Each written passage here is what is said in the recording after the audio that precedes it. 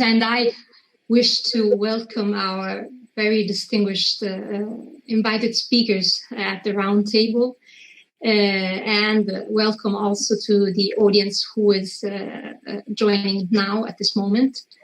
Louisa and I have the pleasure and honor of chairing this roundtable, which sees the participation of 5 very prominent multi-wave, multi-messenger scientists. They don't need any presentation, but I will briefly and very humbly say something to introduce them before starting to ask them the question we have prepared. Of course, other questions will be welcome and can be made through the chat. So I just introduce our speakers.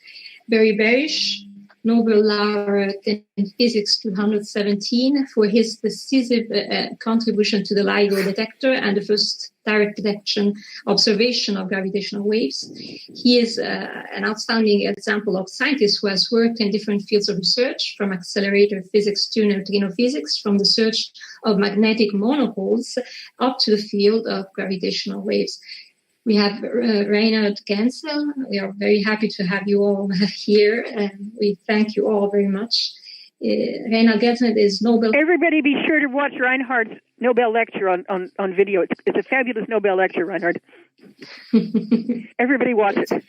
Thank you. He's Nobel laureate in physics 220 with Roger Penrose and Andrea Ghez for providing the observational evidence that there is a supermassive black hole at the center of our galaxy. He has concentrated his scientific talent in multi-wave astronomy, starting from radio astronomy up to infrared and submillimeter astronomy. In his long quest for the supermassive black hole, he has developed very sensitive ground and space-based instruments entering the era of observational black hole physics. Then we have Malcolm Longair, Emeritus Jacksonian Professor of Natural Philosophy and Director of Development at the Cavendish Lab in Cambridge, Astronomer Royal for Scotland and Director of the Royal Observatory, Edinburgh. His main research interests are in high-energy astrophysics and astrophysical cosmology, but he has also greatly contributed and contributes to history of physics, astronomy, astrophysics, and cosmology. We have Christian Spiering, who has started as a practical physicist and turned to astroparticles. His career developed in Zeiten, starting when it was part of East Germany, so this is something interesting for our history. He has been a postdoc in Lubna in USSR. He led the DAISY research group, collaborating in the building of the pioneering neutrino telescope at Lake Baikal, and was the main promoter of DAISY's collaboration in the building of the Amanda experiment, the preliminary step for IceCube. And last but not least, there is Alan Watson, Emeritus Professor at the University of Leeds and Fellow of the Royal Society. Alan Watson is one of the world's leading experts in the field of cosmic rays physics and ultra-high energy gamma rays. In 1991, he initiated, indeed, with the Nobel laureate Jean Cronin, the concept of the Piaget Cosmic Ray Observatory in Argentina, which he has been spokesperson for many years. So, welcome, everybody. And I go with the first, we start with the questions prepared by Lisa and me. Over the past 60 years, our ability to observe the cosmos evolved enormously. At the end of this historical scientific workshop dedicated to these themes, we have the wonderful chance of discussing these matters with some of the world's leading experts. We wish to ask you, and I asked you in turn to reply, to give an answer if you have a comment. How has multi-wave and lately multi-messenger astronomy shaped our understanding of the cosmos? So we can start, if you wish, from Reinhard Genzel. Is it okay? Yes, okay. Do you hear me? Yes, perfectly. Okay. Well, let's see. I guess I'm one of the latecomers in the sense that the band between the infrared or the optical and the radio was one of the later wave bands coming into the game. And I'm looking at Martin Howitt, who, of course, was one of the pioneers just before me, in the generation before me. And Of course, we had the privilege of, in many ways, being tied to the Cold War. And the Cold War giving us the opportunity, we don't like to talk about this in Europe, but it is certainly true in the US, the benefit from developments which we would not have been able to do ourselves in the civilian sector. And the American military certainly made developments in detectors, for instance, which we now enjoy tremendously, without which the factors of up to 100,000 improvement and so forth I've seen in my lifetime wouldn't have been possible. But of course, that was something which came only to the fruition for us in the astronomy, on the astronomy side in the 1990s, when everything got declassified. And I'd like to emphasize there the role of Charlie Towns, who knew, of course, about all of this from the inside. And Martin, you should speak up and comment on this. But then when it was possible to transfer some of that technology, also, for instance, some of the adaptive optics technology into the civilian side, very much helped to do that. I was at that time already in Europe, and so we had another hurdle, which was to get detectors from the United States to Europe, get an export license, which was initially quite difficult. Of course, nowadays that's all much easier, and so we've enjoyed these advantages and an enormous increase in detectors, in spectrometers. Then, of course, the interferometry very most recently as another progress, so that exactly the cosmology, exactly the deep evolution studies of galaxies at high redshift, for instance, and also the black hole research has profited from this kind of a revolution in enormous ways. Thank you very much. I would ask to Malcolm Longair to give his answer.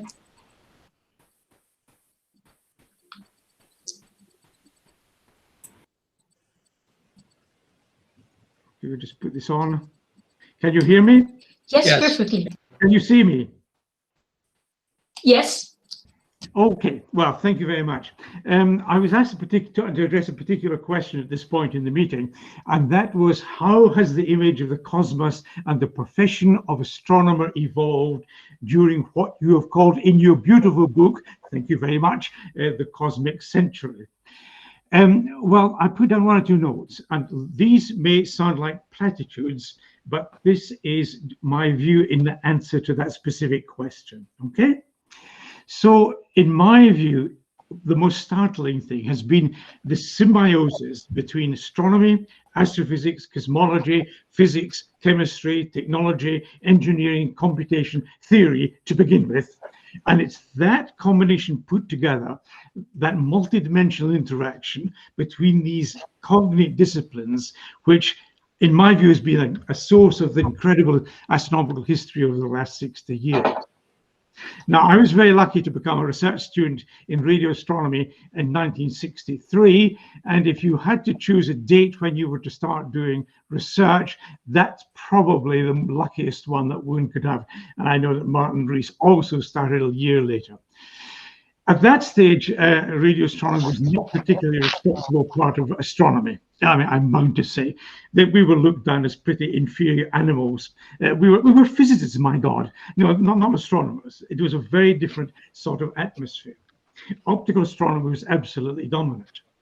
But in that year, 1963, the quasar was discovered, and the birth of high-energy astrophysics took place. And suddenly, astronomers had to take seriously all sorts of things they had hoped wouldn't be necessary, like general relativity, which had been a beautiful jewel of theoretical physics. We had to take it seriously by the commoner or garden astronomer. You could now no longer avoid it.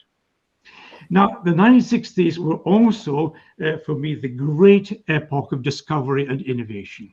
If you look at the things which sprung up then, it really is absolutely startling.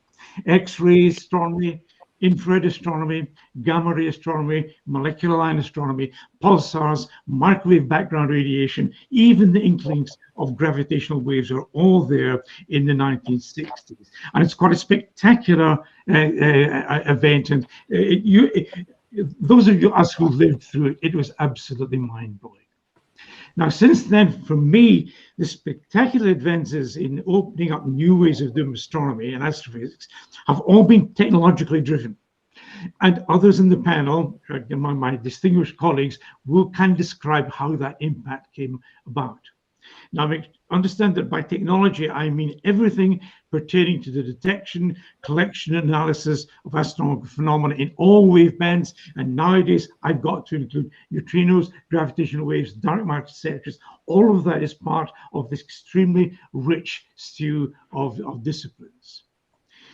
Now, much of the important advances then from the 1960s were thanks to this huge influx of physicists into all aspects of astronomy, astrophysics, and cosmology. And that has continued and grown through the succeeding decades. And nowadays, if you think about it, it's quite unthinkable to have a large physics department without a strong astrophysics and cosmology group.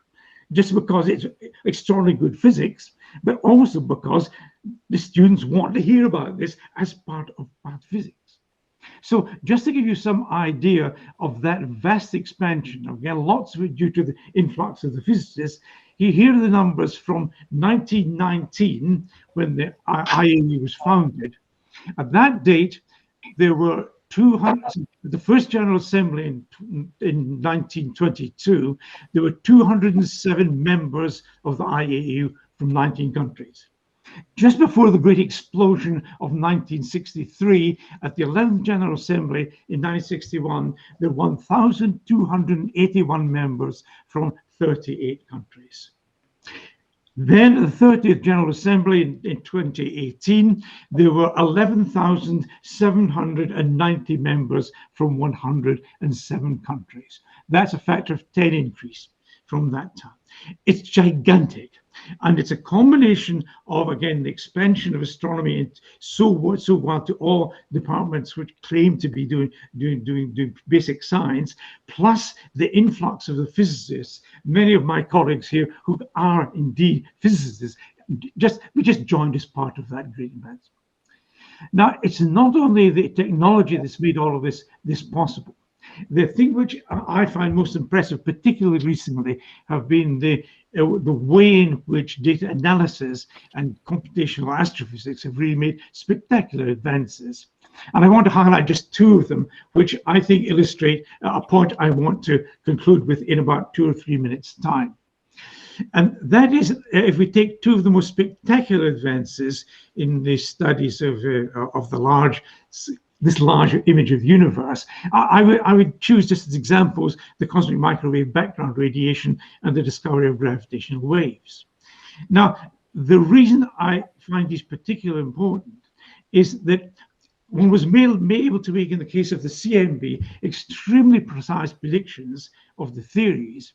And that was possible because the primordial fluctuations that you were dealing with were still in their linear phase when the signal was being imprinted on the cosmic microwave background at the recombination epoch. And dealing with linear physics is what physicists, theorists are brilliant at. When it gets to nonlinear, you're in deep trouble. But at that stage, you can do immaculate physics. And that is why one was able to get these fantastic results out of the CMB. And I still find it mind-boggling that you can get all the key cosmological parameters from the CMB alone without looking at anything else. You can forget the optical waveband, you forget the radio, forget everything else, and you will still get all the cosmological parameters. But again, that's all because of this special case of the linearity of the equations. In the case of gravitational waves, we've got a slightly different way in which you've got very, very clean systems. And it's the cleanliness of these systems that enable you to make the very precise predictions and then get the signature for the event. And it's that which makes these fantastic results possible. And I always say to myself, if only all astronomy was like this, right, then we would be able to do fantastic things. But it's not. No, the way it is that most astronomy, and particularly our beloved optical waveband, is massively nonlinear. It really is a very complex image we have to try to disentangle. But again, these two examples I've given of the CMB and the gravitational waves, the use of advanced procedures in statistics, Bayesian techniques and so forth, really have replaced and given us a much better handle on how secure we can be with these results. Now, just as a very last comment, I've only got 3 more paragraphs on my screen, but I'm well prepared. Right? Even in optical astronomy, the results of the huge surveys like the Sloan Digital Sky surveys have changed the way that people look at galaxies as constituents of the universe. They've been simplified. The shift from subjective morphologies to colors and dynamics, it undoubtedly oversimplifies the problem of the understanding, but what they are providing are new quantitative insights, which then can be subject to the best astrophysics and theoretical physics we can do. Now, this leads me to my final couple of points, which is that I'm facing a dilemma at the moment. I'm just beginning to rewrite the 3rd edition of my book on galaxy formation. And I'm agonizing on how you describe the contents of the universe nowadays according to a modern perspective. Should we think now of the optical images of galaxies as simply being an afterthought, and that astrophysics is just far too complicated, and look to the other wavebands to provide our basic images of the universe, and then we can build into that? I don't ask you to answer that question. That's my worry and my problem, which I've got to rise. But I think we do need to think, how is the best way that we need to prioritize the way we can actually think about problems we've got some we're solving. Well, what I'm moving towards is the point of view that astrophysical and observations from all over the wavebands that we've talked about, and their implications for me are much more a part of physics than being astronomy as such. I don't want to overstate the credentials of physics as a model for how science should be done, but there are merits in trying to transfer all of the things that physicists have brought to astrophysics and cosmology already, and then just seeing how we can continue that momentum of actually applying precise physics, technology, and analysis to advance our state. My final remark is a quote from Lord Rutherford, who made this remark when he was head of the Cavendish Laboratory. He said, "I won't have anyone talking about the universe in my department." Well, I'm pleased to say we've moved on from there very, very far on. Thanks very much. Thank you for this very lively description. I think Reinhard Genzel wishes to make a comment. Thanks. Yes, Markham, look, I'm of the same culture as you are. So I'm with you all the way. But consider this. There is a new culture, which is part of the old culture, which is now coming into astronomy again, if you like, and which is going to take an ever larger part, and that's the exploration of extrasolar planets, where the exploration part, in that sense, not the physics part, is going to be the driving force. You see what I mean? Oh, I couldn't agree more. It's fantastically exciting, and I agree. And again, my list of topics at the beginning originally had biophysics, biology, human life in it, but I decided I'd better keep it clean, since we were having a discussion which was basically about the things I assumed that we were talking about.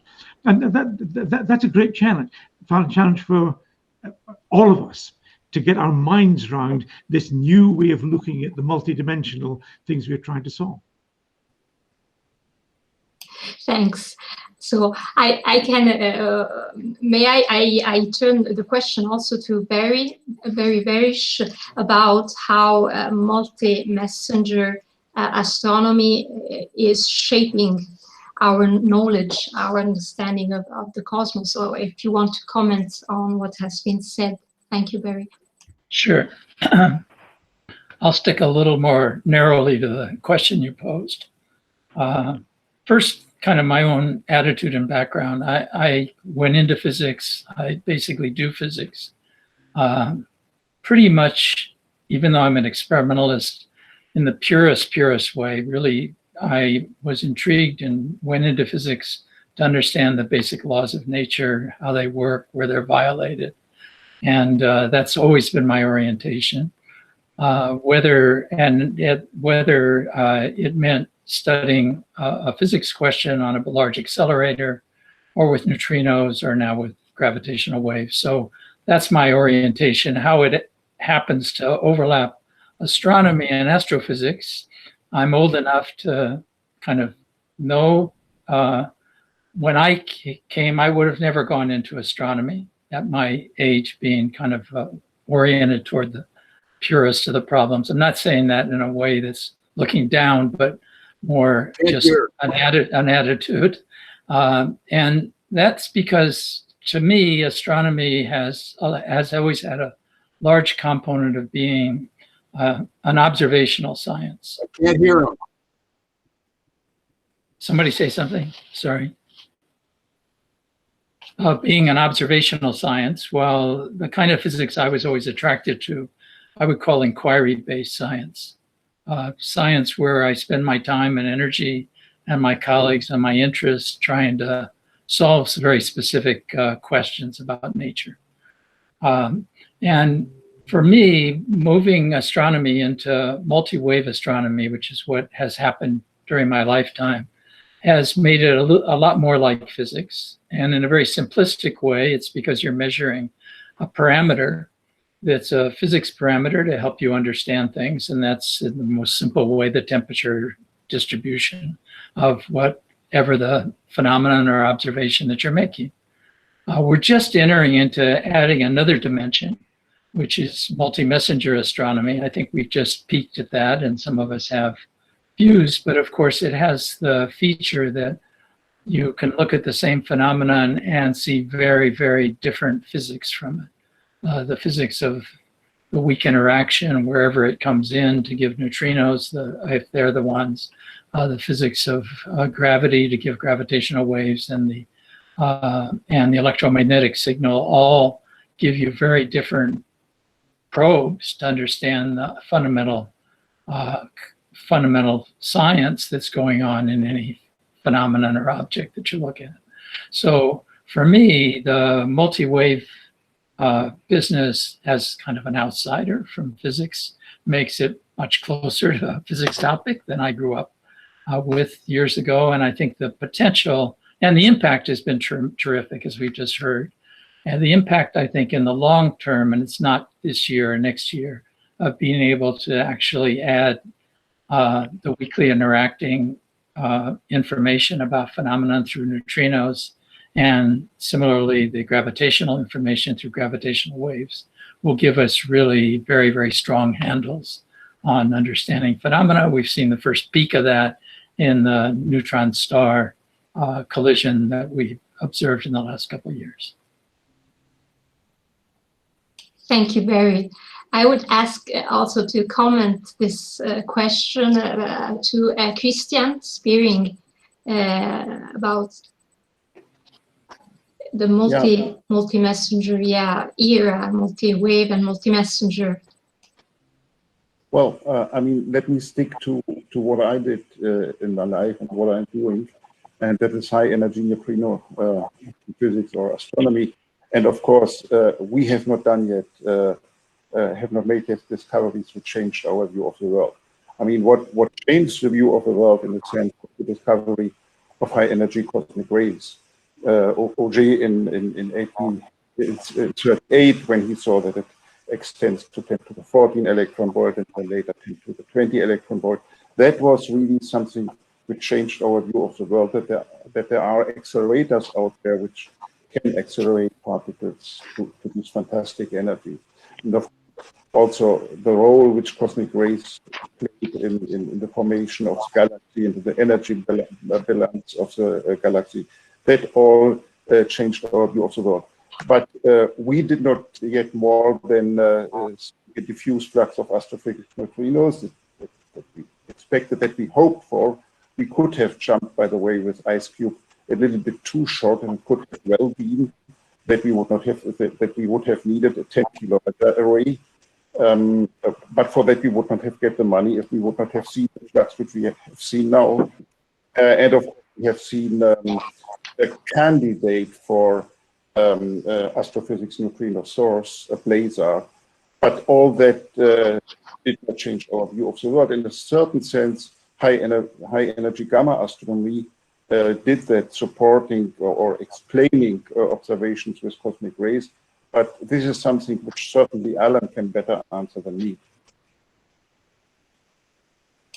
That's a perfect way to invite Alan to reply at this point.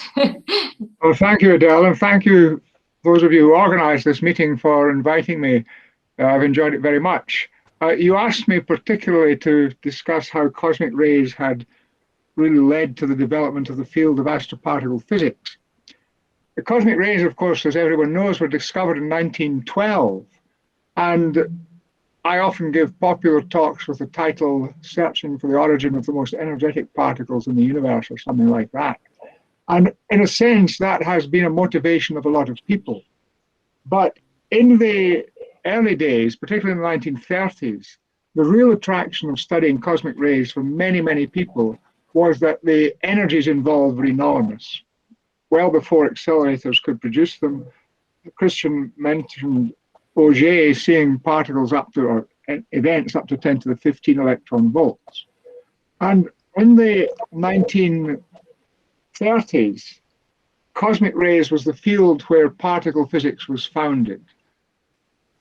The positron was seen by Anderson in 1932, the muon not long afterwards, after the war, the pion, charged pions were discovered in cosmic rays, the so-called strange particles, the kaons and the hyperons.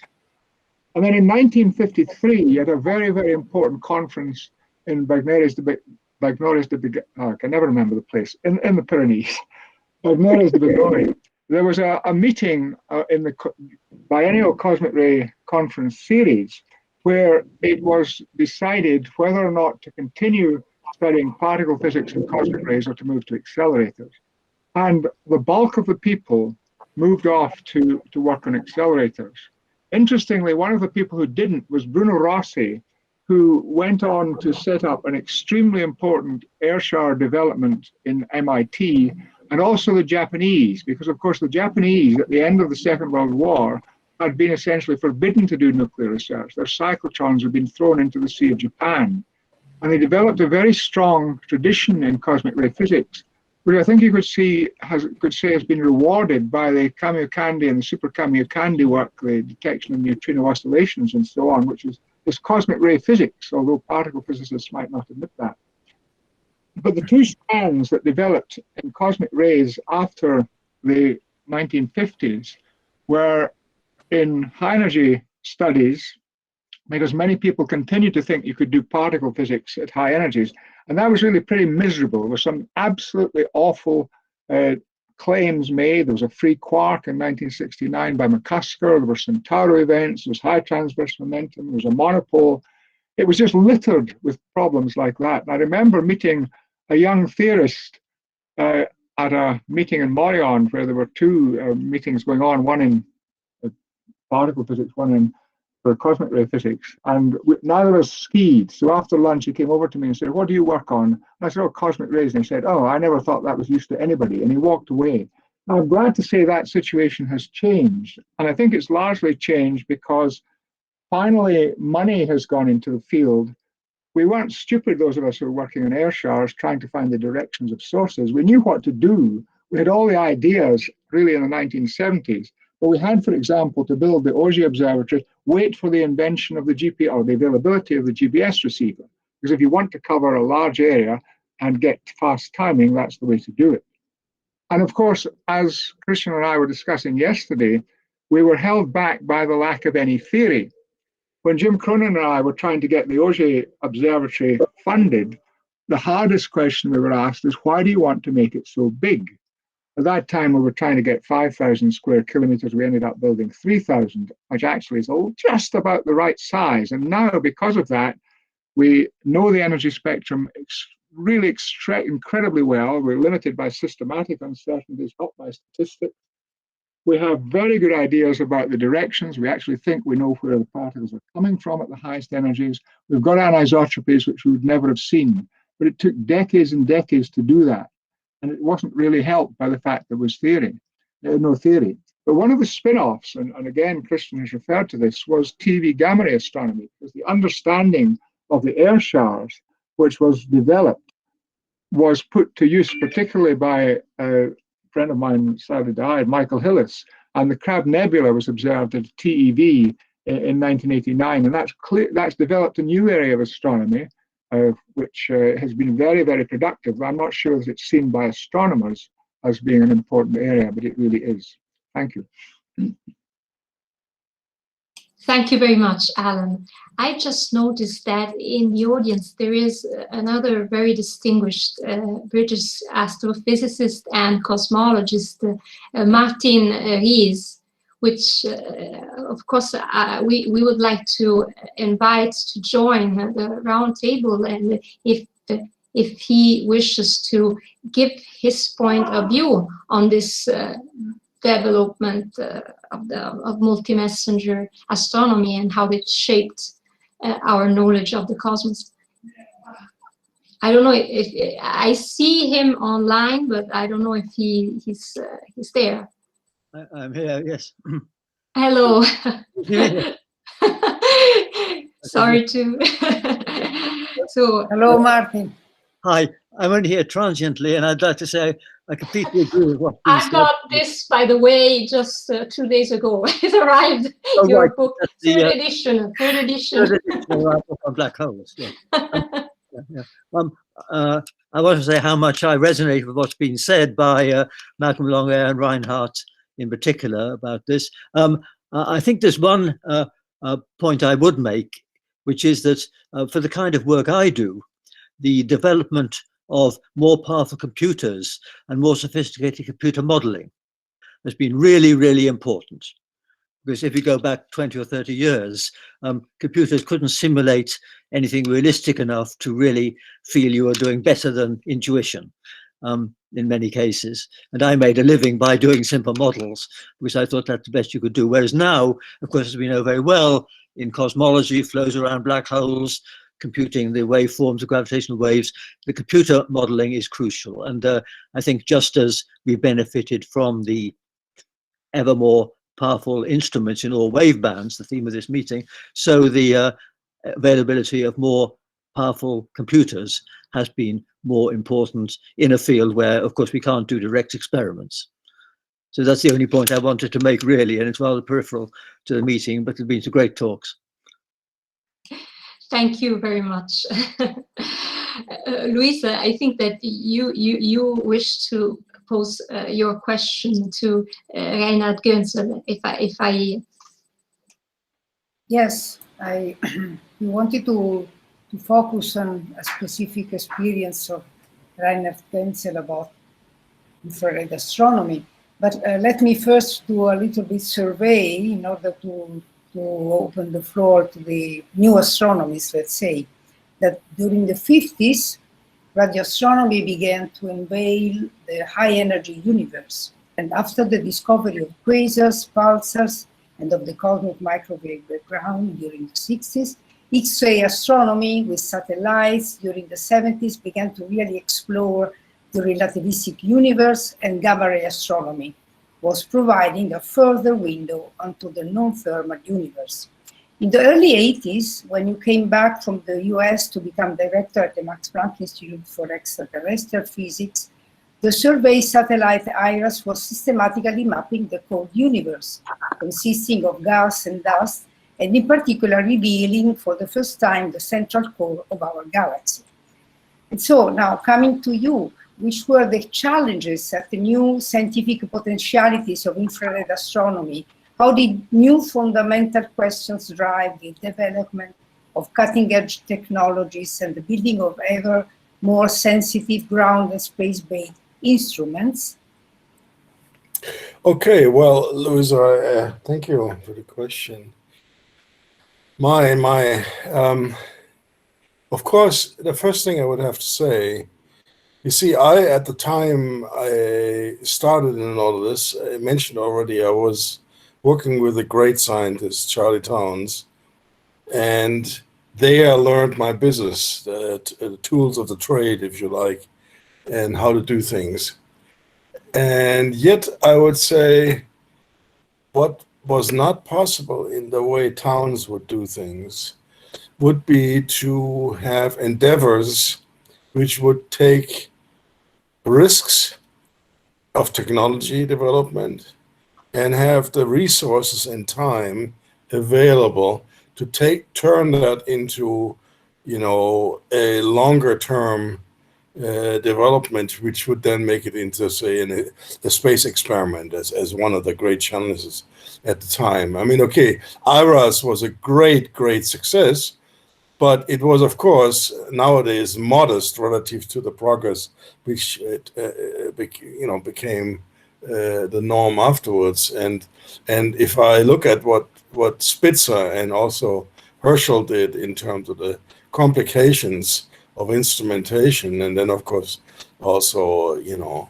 the experiments for cosmic microwave backgrounds, that requires the kind of long-term thinking and risk-taking which you would not easily do at universities. And that actually is a problem for our field, I think. If you cannot anymore, in Towns' view, with a few graduate students, you should be able to do everything you can. If you can't do that anymore, if you have to act in a professional space environment as a space research institute like we do here at the Max Planck Institute for Extraterrestrial Physics, then of course it's harder to excite young people. And so that's the kind of balance which I was trying to strike when I came to Europe. Number one, ESA is not as large an organization as NASA. Second, how do I now start an infrared effort which does not have the kind of background in infrared as I described earlier today the Americans had? And third, how do we actually get going on very large dreams? But it's been possible. International collaboration has been one way, and I think that's something which we benefit from all, I think, in all of our fields, that we have understood that, you know, often we cannot do it anymore by ourselves. Of course, once you do this, scaling up the kind of performance of small things to big things, I'm sure Barry knows more about this than I do, from a sort of an effort at Caltech, an effort at MIT in gravitational waves, and then turn it into a big experiment in the end with thousands of people. That's really a challenge. And of course, at some point, you might overdo this. And so that's the fear I actually have for our field, that as successful as we are, and as exciting as it is, we must stay away at some level from becoming too big, so we cannot do anything anymore which is innovative and only do one thing, as maybe in some cases physics has gotten into. But for me, I must say, this walk on the mountain was successful so far, and I must really say that international collaboration has been a key part of that. Yeah, on this topic, if I may, at this point, I wish to make a question connected to your answer to Barry, of course, because when he entered the field of gravitational wave research in the early 90s, the physicists who were involved in the field in the US and also in Europe were few and gathered in small groups and quite divided, and expertise from small-scale experiments prevailed. So the organizational mentality of the big science was not there yet. And so I wanted to ask to Barry, who was coming from particle physics, in your opinion, what were the fundamental decisions and steps in the transition of gravitational wave research toward big science, and how important was your experience in the field of particle physics?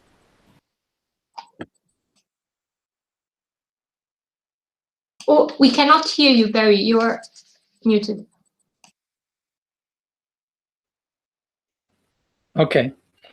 I think the problem that came from particle physics maybe is in taking on the most difficult problems sometimes we don't have, and we've developed an incredible amount, but the technology, the ideas, the skills that are necessary to really attack the kind of problems we want to attack in physics. That's been true for a long time, for example, in particle physics. So it's maybe a lesson I took from that. For gravitational waves, I think it was pretty much near the extreme of having to push what we're able to do technically well beyond what we could do buy off the shelf, let's say. And one thing that comes, I think, from my experience is then in order to develop that, where you can't buy it off the shelf, so to speak, you need the right people who have the best expertise in the world. That's not captured in one place. Not captured at Caltech, it's not captured in the US. It's international. So it is true that science, for wonderful reasons, is truly international. We don't have boundaries, borders. And so if we needed the laser, for example, that we needed to do LIGO, the expertise on the kind of laser that we chose to use, which I don't have to talk about technically, had expertise in the world that was in Germany, in Australia, and in Palo Alto were the three best places. Should I have isolated myself to only pick Palo Alto because it was close to Caltech and in the US? The answer is no. So I've always had the attitude, and we did in LIGO, was not to build a big experiment, but to bring in the absolute best people in the world in whatever the problem was, whether it was the lasers or seismic isolation or noise or now machine learning to understand some of the events that we have. So I think the spirit has been totally to bring in a family of the best possible people. That's done in physics departments and astronomy departments. You have people that do different things and you want your colleagues to be good. We just happen to work on a related problem, but that forms an organization when everybody is really at the top and you know they're the best in the various fields, that they want to work together. And so it makes the people problem actually easier. There's a coherent effort of people who respect each other, even though one works on data analysis and somebody else on lasers. So it just was to put together, let's say, the strongest possible technical effort we could to tackle a very difficult problem. I would like to explore a little bit more this topic of the international collaboration, maybe asking to Christian Spiering, who had a special experience in this sense because he has worked between East and West, both in particle physics, and then you turned to neutrino astronomy. So what was your experience in this sense? Oh, I mean, my experience in this sense was very particular because I grew up in Eastern Germany and was until '88 not allowed to go to the West. So my experience is limited to accelerators in Serpukhov in Fort Milo in Russia. And by the way, that was also a reason why I decided to go to another field, to non-accelerator physics, because the East was always 5 to 10 years behind the West. And that concerned accelerators and that concerned detectors. And my rationale was, I better go to astroparticle physics. There we have at least the same accelerator, and only the detectors make the difference. So that was my motivation to join Lake Baikal. I equally well could have joined the SAGE experiment in Baksan. So I cannot really compare these highly developed international accelerator community in the West with all the high standards, because I never experienced that. I can only say that when we started with Amanda, that was a kind of Wild West entertainment. I mean, we did not have these quality criteria. We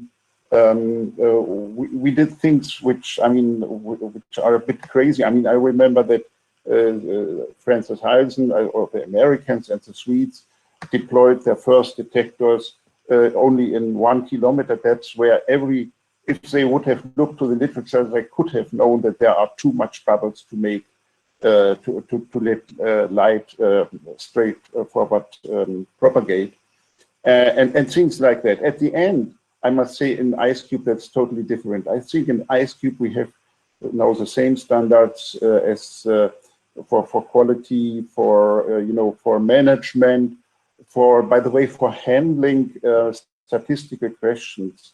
Remember, some of you may remember the first claim that the Kiel group had detected gamma rays from Cygnus X3, a very questionable very questionable point. And if you look to that from today's perspective, you would say, what the devil have they done with statistics? Did they not know about statistics? So, but can I come back to another? I mean, Barry said that he is interested in basic questions and want to answer specific questions. And for many of us, the entrance and the interest to cosmoparticle or astroparticle physics was what is the English word, ignited by the Grand Unified Series. So that was at the beginning of the 80s, and I did not care about cosmic ray physics at that time. As Alan said, for me, that have been people sitting on some South American mountain and seeing Centauri events, or claiming to have seen tachyons or quarks, and I even did not know Alan's Havre Park experiment and the honest work which was done there. So that and Dumont also, that have been some strange people doing something impossible in close to Hawaii. No, but this gut question, that was really interesting, and it happened that there was a Rochester conference in '84 in Leipzig. So that was a Rochester conference which I could visit. As I said, I could not go to the West. And I was a scientific secretary of Koshiba, who claimed that we are going to see proton decay with Kamiokande, which was not true, as we know. But that was that was my entrance. And then, of course, what we saw was not the high energy cosmic ray community, but that was solar neutrinos, and then, of course, '87, the supernova. And that was for many of us the deciding event that, and by the way, also for me, that I joined neutrino astronomy. Thanks, Christian. I see that Malcolm wishes to make a comment. Thank you. Yes, in fact, it's a question to Barry. One of the pictures which I love in the gravitational wave story is the way in which the sensitivity to detect the gravitational waves that you did took a very long time. And you started at 10 to the minus 16. And then when I look at these beautiful pictures, you see year by year the sensitivity levels coming down and down and down and down and down. And that's a great trick to pull off, because you had to get 10 to the 7 improvement roughly in sensitivity to be able to detect the waves. Funding bodies, in particular your one, United States, is notorious for annuality. So I think it's very important for these long-term projects where you know you've got to make huge technical developments to be able to achieve what you actually get. How did you politically keep the material, the thing alive, when you were getting better bit by bit every year for very good reasons, and they stuck with it. By the way, Malcolm, that's one of my favorite plots also. It goes from, it's not the discovery plot, by the way. It's the initial version of LIGO. And that plot goes from the year about 2000, when we first turned on the big interferometer, to 2005. And at the very bottom of that plot is a light dotted line, which was our design. Correct. So we started about, when we first turned on the big interferometers, about 5 orders of magnitude away, as you said, and worked our way down. I don't think first it was by design to look like that. It was supposed to be done in steps, but in a much shorter time than it took us, to be honest. There's a factor of at least pi, not 10, somewhere between pi and 10 in what it took us to do the thing. Some of it was us putting in parts of LIGO's advanced technologies in series so that we could, for example, we started with rather low laser power and worked our way up to higher laser power because there's many effects. Effects from the laser of heating the mirrors, effects from the laser of scattered light that we took first starting conservatively and then moved up. So a lot of it, or some of it, was by design, and some of it was finding that when we tried to do things, there were problems that we hit. In contrast to the background in particle physics, where, for example, discovering the Higgs, you see this little teeny peak over a background that took an enormous effort and skills to get enough resolution and enough statistics. The background in LIGO is technical, not physics. The background in the LHC is physics, so you can't get rid of it. In our case, the background is technical, and so we just have to lower it. It has to do with the shaking of the ground. It has to do with electronic pickup. It has to do with us not having enough power, enough photons in the beam, or enough power in the light. We did it in series, and I love that plot, as you said. So it looks like we designed it to do that. In terms of the NSF, it's a miracle. I don't think we went through 5 directors at the NSF. The real miracle for LIGO is not us, it's the NSF. The fact is the NSF has a mission. If you look at the mission statement of most organizations, it's a long thing that says something. DOE or someone has a long mission statement, or NASA. NSF has a one-word mission statement, which is science. The leader of the NSF is generally a top scientist. In our case, it was Neil Lane when we started, a very, very, very well-known and important atomic scientist before he became more politically oriented. So the leader of the NSF, which is important, the director is a top scientist, and the mission is science. And it's the only, in the US, DOE could never do this because they have to answer. I don't know that the NSF could in today's world, because accountability to the government is so important, so that they need to show progress in ways that doesn't have it. I think it's much harder to take risks, like a LIGO experiment today, the equivalent risk as it was 20 years ago or 25 years ago. So I'm not sure it could be duplicated easily, but the real hero of it all is a funding agency that really supported doing science, and people at the top of it who understood the problem. They understood the value and the value of taking a risk on something that could be as important as testing for gravitational waves. Can I just thank you for that response? There's a tremendous lesson there, because most funding organizations are looking for quick responses, quick answers, and big discoveries. And many of the most important things that we're dedicated to don't work that way. Exactly. So writing up that side of the story, I hope that will happen. The science is fantastic, absolutely fantastic. But for those of us who need to raise money, right? Understanding how you can keep the interest going over 15 to 20 years and not get cut off when you're still far away from a possible detection is a real trick. we're in the process of writing up the history of LIGO, Kip and Ray and myself and others. Hopefully, we've got a lot of text, but we haven't pulled it together in a unified way yet. But hopefully, we'll write a history that'll help with this and other issues. I wonder if I could make a comment about that. You asked me, Adele, to say how you managed to get a topic or field like gravitational wave research supported in the face of yes, I was about the astronomy ask community. you. And I saw this fairly close up in the UK. I was asked back in the early 80s, Ron Drever was still in Glasgow, so Barry may know when that was, to go and review a fairly big bid for money from the Glasgow group. Now, I know or knew then practically nothing about gravitational wave research. I think they probably sent me because I come from Edinburgh and they thought that somebody from Edinburgh would understand people from Glasgow.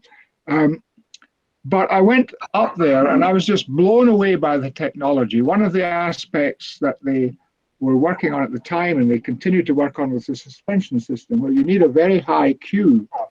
And if I recall correctly, back then the Q was around about 1,000, and I think Barry would correct me now, I think it's probably about 10 to the power of 8.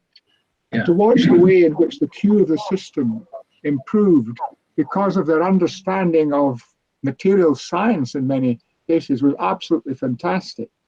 Now, there was quite a bit of opposition at quite high levels in the UK to keeping this going, and sustaining the effort was quite difficult. I got involved in reviewing the project for many, many years, and I think there you have to ask, well, why? That seems a bit wrong. And maybe that was because the agency saw me as somebody who believed in this work. I came more and more to believe it as time passed. So I was often on the committee or chairing the committee, but there was always some astronomer there who was trying to mow it down. And I know, in fact, that there was quite a senior committee within the present Research Council. Just a few months before the results were announced of the first detection, they were keen to cut down to finish the Glasgow work. But that was very, very important. And of course, as Barry said, it was part of the project where the LIGO people went outside the States to get expertise. And I think it may not have been the first time I met Barry, I can't remember, but I remember he came to Glasgow and really pleaded that we would get funding from the UK to support the suspensions in LIGO. And I think that worked very, very well. It remains a problem in the UK. I was at a meeting at the RAS 2 or 3 years ago where I was rather shocked by the attitude of the astronomers, the traditional astronomers, who were basically saying to the gravitational wave people, you know, you're not moving fast enough. You're not telling us where these things are sufficiently quickly. Get on with it. We've got work to do. We're the guys. And I know from, I'm very friendly with Jim Huff, and I know from him that there's a lot of tensions between the astronomy community in the UK and the gravitational wave community. It's almost as if, I think I've heard this said on optical telescopes, after the telescope's built, the people who do the building are tossed to one side, and the real macho people come in and make the observations and do the science. And of course, the gravitational wave field are formed by people rather differently. I mean, people like Barry, who built detectors at accelerators and then used the detector, got the data, analyzed the data, and that's what the gravitational wave people want to do, but that's not what the astronomers think they should be doing. Thank you very much. I think there is Reinhard Genzel who wishes to make a comment. A quick one to Alan. Alan, of course, what you just described was one of the features we heard earlier about the culture of classical astronomy, which most of us do not share. Okay, but I actually want to just speak up on what Markham and Barry said about risk. I think it's on us who can speak up in science to make sure somehow, at least if the politicians are hearing us, that we need to take risks in science. We do need to take risks in science. And this, of course, politically or often strongly motivated feeling, well, the stars are going to still be there in 1,000 years once you do the local applied problem.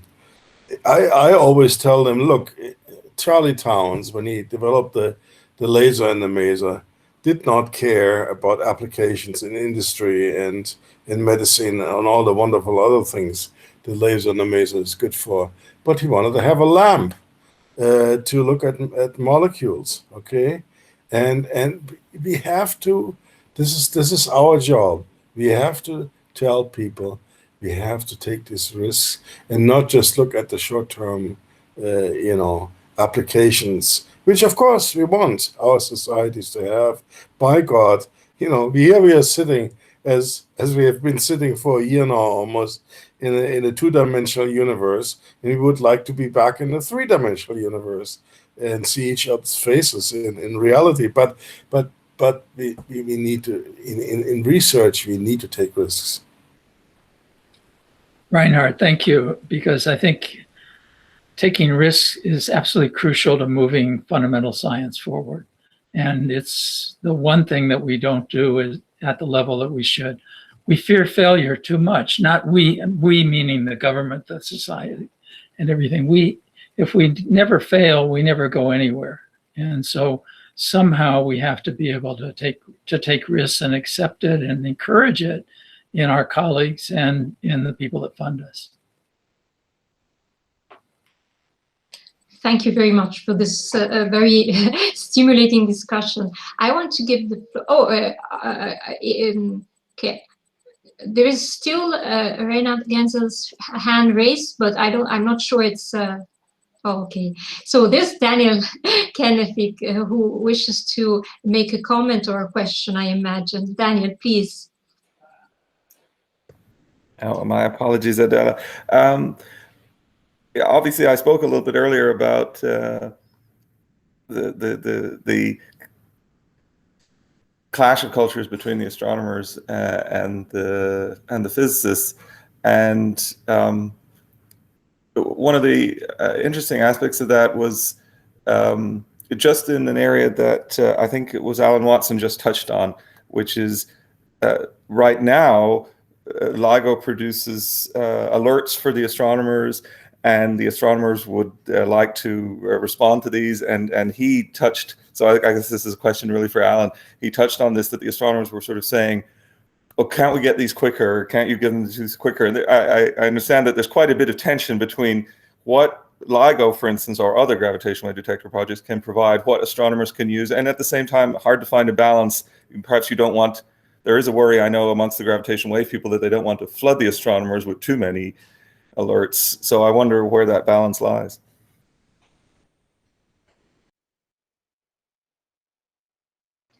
I'm not sure there's much more that I can add to what I've said. Let me comment technically first. The problem of giving a fast alert technically is that we have to tell astronomers quickly that we see gravitational waves. That's a monumental problem when you have things like Einstein's equations to deal with and knowing whether you have a merger or not. So for us, from our side, we want to give alerts as quickly as we can, but have a reasonably high probability that it's worth people in astronomy stopping what they're doing to look in the direction we're looking. For our last long data run, we ran for 1 year before we were turned off, 11 months before we were turned off by the pandemic. We got roughly one event a week, something like 50 to 70 events, something like that. And during that run, we sent 100 alerts. So at present, it's about 70% likely, or 60 or 70, that we don't go, oops, some minutes or hours later that we're sorry, but that really wasn't real. And so from our side, we can only do so well. There's not really a lot of politics. I must say that the astronomical community has become much more accepting. At the beginning, it was a lot of tension, a lot of not understanding each other. But at this point, I think it's even understood at the level that survey experiments that don't like to be interrupted, like LSST, are making plans how they can accommodate our run and our interruptions and working with us on what level they'd like to tolerate. So I think this culture clash is actually improving with time. Thank Well, you. that's very good to hear. Malcolm would surely know, but I seem to recall that in the early days of radio astronomy, Monthly Notices wasn't keen to publish papers on radio astronomy. Am I correct in saying that? I'm not quite certain about that. I think by the time I got going, certainly there was no problem about getting things published. You know, in the very early days, in radio astronomy in Cambridge, you know, the first papers had the right ascension coordinates back to front. You know, we were really totally ignorant astronomically about how to do things, and we were doing things which bore no direct link to what the traditional interests of astronomers were. So it was really a very separate community, and things were done completely differently. It was really only when the radio galaxies and the quasars came along that suddenly radio astronomy could no longer be pushed into the background, and we were, and you know, then for a period of 10 years, we were finding the most distant galaxies in the universe. So, you know, it was a long struggle to actually gain respectability, but we did. I have a question for Christian Spiering, because we did not look specifically inside the role of neutrino astronomy and the emergence of astroparticle physics. And if you can elaborate a little bit about this in your experience, of course. Well, as I said, I can't say it only from my experience. For me, the high energy neutrino astronomy or astrophysics was not the dominating part in forming the astroparticle community. That started more with solar neutrinos and with supernova neutrinos. But then, of course, at the end, in the 90s, I think, don't know when the word astroparticle physics was first used. The Russians have used the word cosmoparticle physics, but that was really more into the direction of proton decay, ground unified theories, and cosmology. And the astroparticle physics name that came somewhere in the 90s, I think. And then, of course, it was because this relation and knowing about the supernova and knowing about solar neutrinos that many particle physicists decided to go to neutrino astrophysics. But I think the role was not bigger than that of gamma ray astronomy. I mean, look to Germany. We have Lorenz and we have Hofmann. Both were particle physicists, and they went then to astroparticle physics. So there was no very special role of neutrino astronomy. I mean that the big step was more than 89. The Crab Nebula was discovered as a high energy gamma source, and then the Makarians in the early 90s, and that was for many people more attractive than going to a field where the predictions were so loose as they were, and it still are for high energy neutrino sources. I mean, even now we have very loose predictions for the sources. The only very clear thing we have are upper limits. And these upper limits come from where? They come from cosmic rays, from charged cosmic rays. That is a well-known Baxman-Buck-Hall limit. And they come from GeV or even infrared electromagnetic waves, because co-produced pi zeros with pi pluses and pi minuses with neutrinos, they should give gammas. The gammas cascade down, and then you see them as DeV gammas or even in the infrared. So that are only upper limits. And so I think the neutrino astronomy, apart from these very early shaking discoveries of solar neutrinos and supernova neutrinos, did not play a special role in forming the astroparticle physics community as we have it today. Thank you very much, Christian. So we are quite running out of time. I'm uncertain if we can make one more question, very quick question to know just what is your point of view about the use of history of physics, the importance, the role of history of physics in the education of young future scientists. I would like to know your very your opinion about this, because we are in a context of course, of a historical, scientific. You wish to say something about this? Could I don't know if you can hear me or not. I wanted to make one comment of something that hasn't been mentioned. You know, over the years, I've worked with a lot of different teams in Europe and in the United States, some of them large, some of them small. And some of them were just fantastic to be on. I mean, there was a real joy, and others just weren't the same way.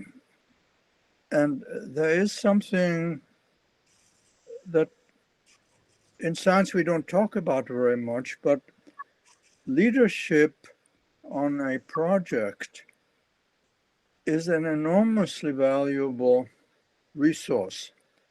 You have to have somebody who can talk well with the funding agencies, someone who can talk well with the young people and encourage them, somebody who doesn't give up when things go bad, or point fingers at people on the team to hold them responsible for something that actually maybe the leader himself should have paid more attention to. It's a rare skill, and it's wonderful when you work with somebody who has that.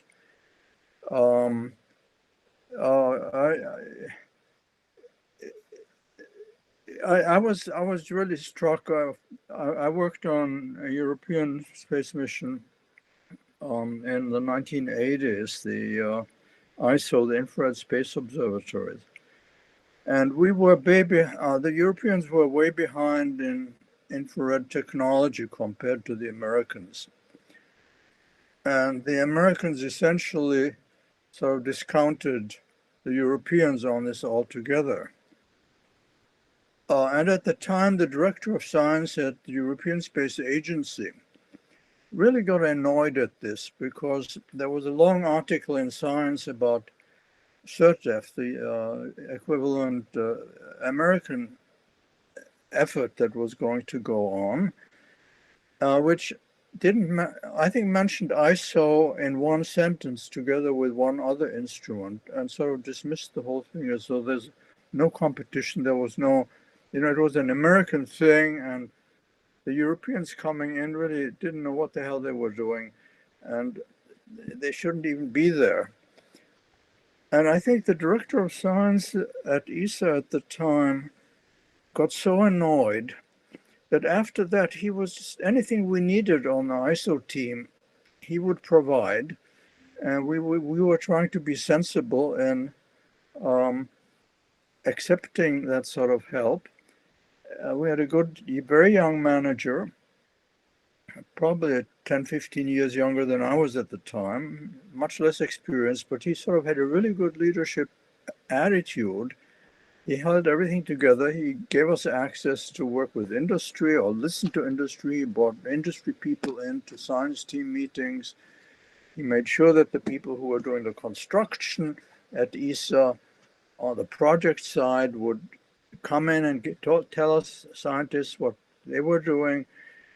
It was just a very mutually respectable arrangement where people felt it didn't matter. You could talk to other people. Nobody would get offended. No team leader would get offended if you talked to somebody else, brought it back to the team, discussed it. It's a rare talent, and as scientists, we're not always trained in doing this well. It's sort of a magic. It's almost like a marriage. I had a wonderful wife. We had a great ball for 63 years. I missed her. But I mean, it was some sort of an arrangement, which was just a magic. It's very difficult to define that collaborative spirit that makes everybody want to work harder, makes everybody enjoy the project, allows new ideas to come in from young people or older people, it doesn't matter. And nobody minds too much if the idea gets shot down, as long as it's done by clear reasoning. It's the magic that's really important, I think, on a major project, and we should never discount that. Thank you. It's a beautiful comment. Thank you very much, Martin. I think that Reinhard and Malcolm want to say something about this. So, please. Yes. Yes. I just wanted. Malcolm, you're the older one. Please go ahead. Oh, you're too kind. I was just wanting to address Adele's question about the role of history of science and so forth in the way that we actually use it as professional physicists. And I've thought a lot about this, and I give courses on this. And the point I would make is that there's a huge contrast between the way that we teach standard physics and the way in which we actually do it. So that our undergraduate courses are formal training in basic techniques. We cram them full of excellent stuff, but they don't get the feel for what it's really like. So I give courses, I'm giving one just now on concepts and physics, and I use the case studies from the history of science, using all of the secondary literature produced by you people to enliven and make more real the process of scientific discovery, scientific testing. That's the one point. The second point I would make very briefly is that my approach to this is going back to what the people actually did. And it's very revealing that these guys understood the physics better than the modern textbooks. And that to me is a very deep lesson, that you can learn a huge amount by seeing what it was that drove people to do this. The beautiful example I show the students is Maxwell's mechanical model for electromagnetic induction, which is entirely mechanical, two forces acting on a lamina, and how you transform that exactly into electromagnetic induction. Now, if you haven't seen that, you don't realize the fantastic insight. In Maxwell's great paper of 1865, he begins from the mechanical model and transforms it into electromagnetic induction. That is such deep insight into physics. That's what the sorts of things that we need to inspire the young people and to enrich the teaching of what physics is really about. I feel very passionate about this because I think we've got to get through to the young people. We are not being mechanics. We're being imaginative people using our training to do creative things. Thank you. That's a beautiful answer. Please, Reinhard. Yes, well, I'd like to follow up on what Martin said, with whom I resonate a lot here. And I think you people in the history of science have a very important job which you could fill, which is indeed to fill the full truth of what has happened. It is, certainly the case that the scientific method should, present and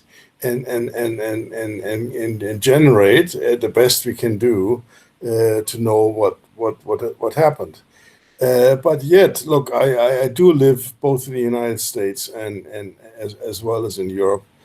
I do painfully see, at least in astronomy, this may be different in other fields, but at least in astronomy, I do see that there are different narrations of what actually happened. And so it would be very important for what is to come, because let's face it, there are in the future also other cultures who will play a very important role, to have a very good culture of telling the right truth in the end. And you could help doing that. I think you could, because I know from Louisa and the work I've done with her on the history of the Max Planck Society, that it's a lot of work, but if we invest in it, we can get to a better knowledge of what actually has happened. And I would very much, it's not my job, but we could come to a better, acknowledgement what overall has happened, and thereby then also to overcoming some of the cultural differences, which do exist and naturally, won't go away, and they're fine, but at the end we have to overcome them. Thank you very much. Yeah, I totally agree with your answer. Barry, you wish to make a comment too, I see. Yeah, I would like to add to Malcolm's thing. I feel the way Malcolm did about teaching and the richness of adding the history into teaching physics. However, I find my own experience that it's a bit of a double-edged sword, that physics itself is really hard for students. It's not one of the easiest subjects that they go into. And teaching how to understand, he mentioned Maxwell's equations, from all the wrong turns and so forth that people made and how it developed, it's hard enough to learn Maxwell's equations as they really work. To follow also this distorted history makes the problem harder. So I find it something I really love the idea, and I grapple with it, and I find it very hard to implement. And I wonder if Malcolm could maybe give me some insight into how you actually find a level of doing it that still gets the bottom goal of learning the physics central enough so it doesn't just damage that. Well, I'd love to give you a long dissertation on this. I will give you a very brief version of this. That the way I got into this was that I give this course called Concepts in Physics, and it's non-examinable, utterly non-examinable, right? And I advertise it by saying that this is to support and enrich your understanding of what is really going on. And I get as large audiences for my non-examinable courses as I get for those which they've got to take to pass the exam. Now, this is because I've got a passion about this, and they know I'm not going to waste their time, right? That what I've got in there is crammed full of absolutely wonderful physics. And the Maxwell's equations, was a very good example. They're much more subtle than the students like to believe. Maxwell's, I've done that. No, you haven't. Because there are very subtle things going on in these equations. Quantum mechanics is even worse. And again, as Martin knows, I wrote a book about the struggles about how it took to get to non-relativistic quantum mechanics. And until you've been through that, you deepen your understanding of what it is that physics can and cannot do through that process. So my solution is make it non-examinable, but tell them you'll come out better physicists if you listen to this stuff carefully. Thank you, Malcolm. That's good. Alan Watson. Can I just chip in? Malcolm is an exceptional communicator, and I have to say at Cambridge they get exceptional students. So probably the way he can deal with things is somewhat different from certainly the way I did. I tend to be a little bit on Barry's side. I remember when I was my first or second year as a postgraduate student, Feynman's lectures came out. I'd been taught a very mathematical physics course. It was supposed to be an experimental course, but a very, very mathematical course in Edinburgh. And suddenly reading Feynman's lectures, the the veil was lifted from my eyes. I understood things in a way I'd never understood them as teaching. Of course, I took that into my teaching when I went to the University of Leeds. It was a total disaster because Feynman's lectures are actually, for the average physics student, really too difficult. They're too subtle. And I think it's quite well known that when he gave his lectures at Caltech, wherever he was, the audience stayed the same, but it was the graduate students disappeared and the faculty came in because they was doing such a remarkable thing. So I think you have to be careful to try and measure the material you're giving to the quality of the students that you're dealing with.